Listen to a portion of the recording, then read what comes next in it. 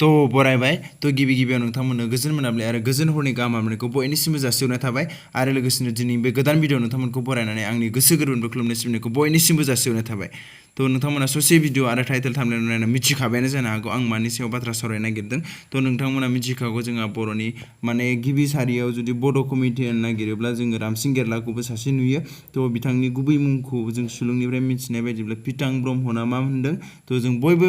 रामसिं गेरला होननानै मिथिखायो आरोना तो लावथाइनि सिमांनिफ्राय जागायजेननानै दिनैसिमहालागै बिथाङा गावनि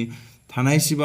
एसेबांखि हाया मानो बिथाङा जोंनि बर' हारिखौ कमेडि खालामनानै मिनिहोबोदों जोंखौ रंजाहोबोदों आरोना तो बिथांनि सायावनो मोनसे पस्ट नुदों नोंथांमोना नायदो बिदिब्ला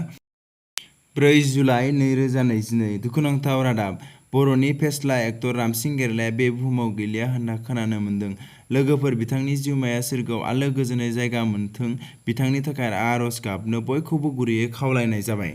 तो थारैनो सैथो आंबो आंनि लोगो सार्केलफोरनियाव सोंबाय तो बिथांनि जिउमाया सोरगोआव थांमारबाय तो आं बेखौनो आसा खालामो आरो आंबो आरज खालामो जे बिथांनि जिउमाया जाहाथे सोरगोआव आलो गोजोनै जायगा मोनथों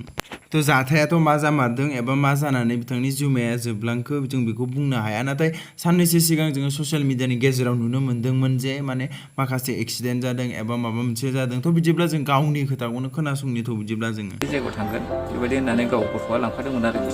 बे जाब्रबथाया जादों नैबे बिन्नाखाथा बामलुफुरा नैबे सथ' बामलुफुरा एरियायावहाय आरोखि ना बेनिफ्राय आङो सेन्सलेस जाबाय बिनि उनावहाय माखासे दैदेनगिरिफ्रा आंखौहाय सिनायनानै हस्पिटालाव एडमिट खालामदों आरोखि नोंथांमोनहा नुखाबाय जानांगौ आंनाव आगादा मेजरा नैबे आं जानो हाया दा खुनुरुखुम रायलायो जुस लोंलाबायनानै थायो नेबाव नांदों ओमफ्राय नैबावबो मोनसे आघात दङ तो जोबथायाव आं बेखौनो बुङो आंनिथिंजायनिफ्राय तो बिथांनि जिउमाया जाहाथे सोरगोआव आलो गोजोन जायगा मोनो आरो लोगोसेनो आंनि आंगो लोगोफ्राबो बिथांनि थाखाय आरज गाबफायो